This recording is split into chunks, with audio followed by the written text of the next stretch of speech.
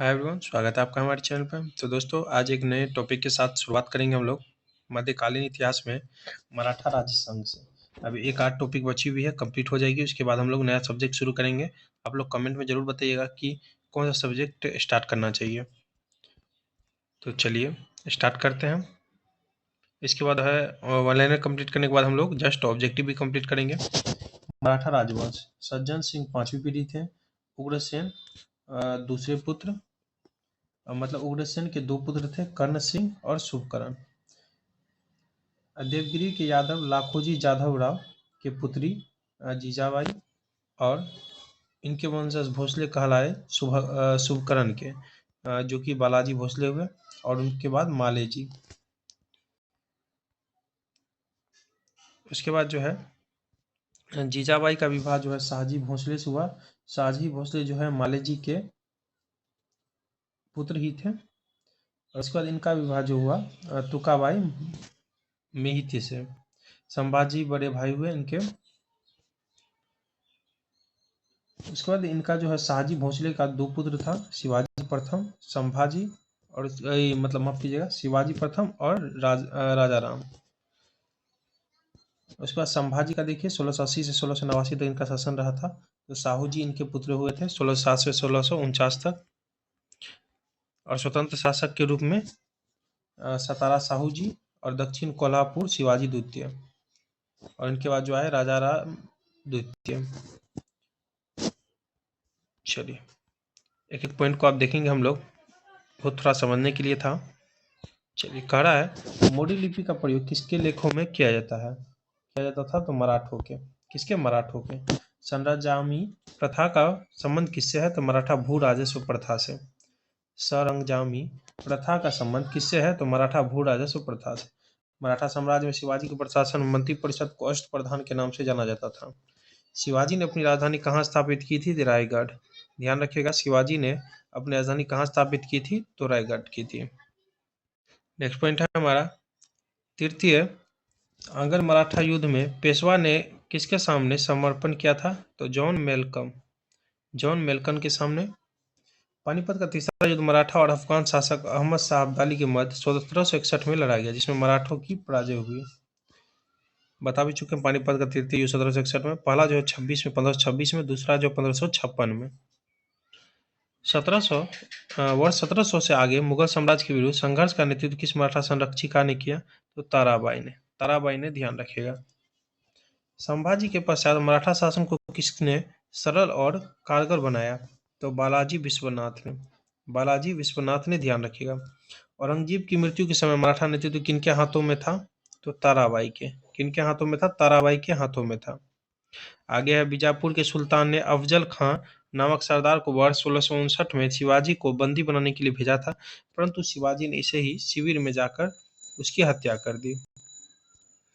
शिवाजी ने मुगलों को किस युद्ध में हराया था? तो सालहर के युद्ध में, ध्यान रखिएगा। शिवाजी ने मुगलों को किस युद्ध में हराया था? तो सालहर। शिवाजी का अष्टप्रधान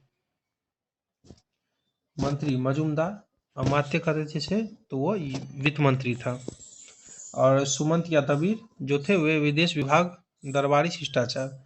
और शुरू नवीस या चिटनीस, तो पत्राचार विभाग। पेशवा यानी प्रधानमंत्री, इनको जो है अष्टप्रधान का प्रमुख, जो समस्त प्रशासन का निरीक्षण करता था, या नागरिक और सैनिक मामलों का सर्वोच्च अधिकारी था। वाक्यानवीस मंत्री, इसका हो जाएगा, यह आधुनिक गृह मंत्री के समान था। न्यायाधीश, न्याय विभाग का। सेनापति या सरे नौबात, तो ये सेना का प्रधान। पंडित राव, धर्म व दान विभाग का। नीचे पॉइंट दिया हुआ है हमारा, शिवाजी के अधीन अष्टप्रधान के सभी पद न तो अस्थायी थे और न ही वंशानुगत, बल्कि ये राजा की इच्छा पर्यंत पर थे, मतलब राजा जिन की इच्छा के अनुसार था। चलिए, हमारी वीडियो की खासियत यही है कि ऑनलाइन कंप्लीट करने के बाद जस्ट जो है हम लोग ऑब्जेक्टिव भी करवाते हैं। चलिए एक करके देखते हैं हम लोग।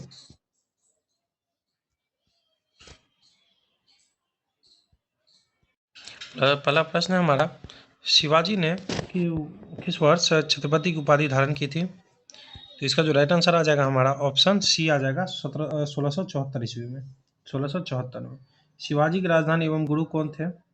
तो राइट आंसर आ जाएगा रायगढ़ रामदास। राजधानी जो है आपको रायगढ़ और गुरु जो थे रामदास थे। वह कौन सेना नायक था जिसे बीजापुर के सुल्तान ने 1659 में शिवाजी पर अंकुश लगाने के लिए भेजा था? तो राइट आंसर आ जाएगा हमारा अफजल खां थे, ऑप्शन बी। सरंजामी प्रथा किससे संबंधित थी? सरंजामी प्रथा किससे संबंधित थी? तो राइट आंसर आ जाएगा मराठा भू राजस्व प्रथा से, ऑप्शन ए हो जाएगा। आगे हमारा कौन इतिहासकार पानीपत के तृतीय युद्ध के प्रत्यक्षदर्शी थे? तो 5 का जो राइट आंसर है हमारा काशीराज पंडित, ऑप्शन बी हो जाएगा। 1700 ईस्वी में राजाराम की मृत्यु के पश्चात मुगलों के विरुद्ध युद्धों में मराठों का नेतृत्व किसने किया? तो option A Tarabai, option A Tarabai. किस संधि के अंतर्गत शिवाजी ने किले मुगलों को सौंप दिए थे? तो राइट आंसर आ जाएगा हमारा पुरंदर, ऑप्शन सी। जिस समय 1761 में पानीपत की तीसरी लड़ाई में अहमद शाह अब्दाली मराठों को हराया था, उस समय दिल्ली का शासक कौन था? बहुत ही इंपॉर्टेंट प्रश्न है। इसका जो राइट आंसर आ जाएगा हमारा शाह आलम द्वितीय था, ऑप्शन ए हो जाएगा राइट हमारा। चलिए प्रश्न है हमारा चौथ क्या था? चौथ क्या था? तो राइट आंसर आ जाएगा पड़ोसी राज्यों पर शिवाजी द्वारा लगाया गया भूमि कर था। 10वां है शिवाजी के प्रशासन में किसे पेशवा कहा जाता था? किसे पेशवा कहा जाता था? तो वो प्रधानमंत्री को, अभी बताया था, ऑप्शन सी। छत्रपति संभाजी किस वंश का शासक था? तो बहुत इंपॉर्टेंट प्रश्न है, इसका राइट आंसर आ जाएगा मराठा का, ऑप्शन ए। मराठों के उत्कर्ष का निम्न में से कौन सा कारण सही है? तो 12 का जो राइट आंसर आ जाएगा हमारा उपयुक्त सभी, यानी उच्च नेतृत्व, भौगोलिक सुरक्षा और राजनीतिक जागृति। नाना फडणवीस का मूल्य नाम था, बहुत इंपॉर्टेंट प्रश्न है, बालाजी जनार्दन भानु, बालाजी जनार्दन भानु। आगे हमारा छत्रपति शिवाजी को पराजित करने के लिए औरंगजेब ने निम्नलिखित में से किसको भेजा था? तो 40 का राइट आंसर आ जाएगा राजा जयसिंह, ऑप्शन डी।